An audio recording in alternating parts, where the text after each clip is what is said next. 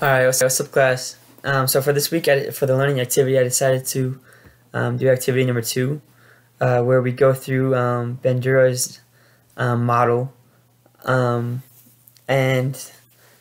of modeling, and which involves attention, retention, reproduction, and motivation. And so what I decided to do is so I speak Psalm 1, and I decided to teach my wife some things that she didn't know how to say in it. I just taught her a couple sentences and some new words to add to her vocabulary. The ultimate goal is to get her to speak it one day, but obviously we can't do that all in one day or one little activity like this. So I just decided to work with it, and it was pretty interesting. I think that these principles of social learning are pretty like this model really makes sense, and like it's definitely like a way of how we learn, or how we're able to learn. So I just I did some research first, aside from what was written in our book, and I found it from teachthought.com, and it says, so it just defines these it defines these 4 principles of social learning.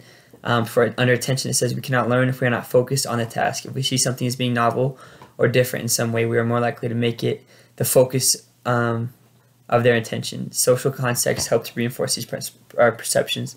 So it just kind of goes like how like when we don't put our focus towards something, we're not really going to get good at it, or we're not really going to learn it.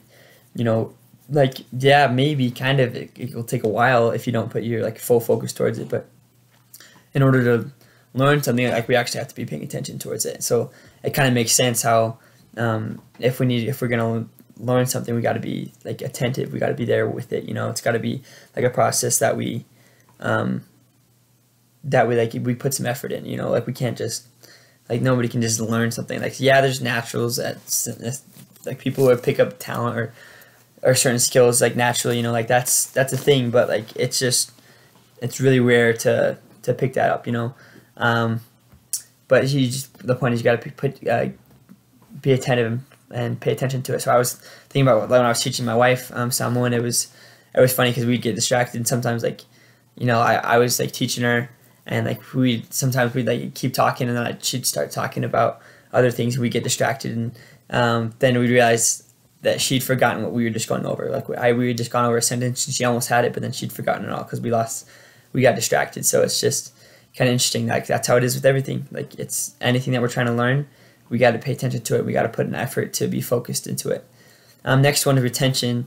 Says we learn by internalizing information in our memories. We recall that information later when we are required to respond to a situation that is similar to the situation within which we first learned the information. So this is like, you know, this falls into memory. It falls into muscle memory depending on what we're doing, but it's really internalizing like the memories of us doing that task. Like because in order to learn something, you got to do it. You can't just have it without having done it before. You know, you can't just come out on the first time and it's already there. Like, so it's about over and over again trying, and like that, by doing that, we internalize those memories, and then we recall that information when we're required to do the same thing. So like, for an example, like I was teaching my wife some of these sentences, and then we'd go back and I'd say, okay, so how do you say what's the weather like today, or how do you say like how are you, and stuff like that. And then it would obviously, like, it was just like a short exercise, but like there's stuff that I taught her in the past that she would remember how to say, because the situation arose that she was required to respond accordingly, or she was required to use that information that she had picked up. So it's just interesting how, like, when we go to be in that situation again, that we recall it. You know, it's already retained in our memory. It's already internalized. So for number 3, it's reproduction. So we reproduce previously learned information, behavior, skills, knowledge when required. However, practice through mental and physical rehearsal often improves our responses. So this is kind of where practice is, like reproduction. Keep doing it. Practice makes perfect. Like that's how I was able to learn someone. It's literally repetition, literally reproduction of when a situation calls for you to respond accordingly. You just got to go do it, and you got to do it over and over and over and over again. Because like it says, practice through mental and physical rehearsal improves our responses. Like that's, as we go over and over and over again, we're able to pick it up. So I was doing that with my wife. Like, okay, we got to say this, get the pronunciation right, get a visual of how it's spelled in your head, and then over and over and over again. Once you have it down the right way, just keep practicing. Like, that's how it is with most physical things you got to get good at. Like playing sports, playing basketball, football, whatever it is, you got to practice it. Driving a car, you got to practice, But it's the same way with your mental. Like, this is learning a language is completely mental, and like it just takes a lot of mental rehearsal. Just practice, going over and over again. So it was interesting to see, like, obviously the stuff that we, like, some words or sentences that we went over like once or twice or like even less than 10 times, it just went right out of her head,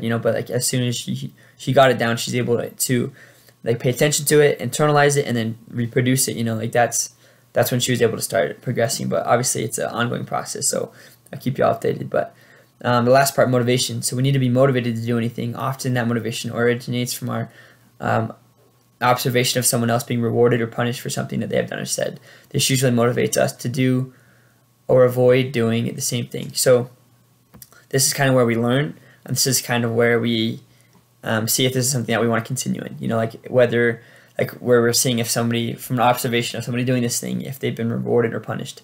So obviously, like her motivation was to speak Samoan. So like one day we can speak Samoan together. That'd be really tight.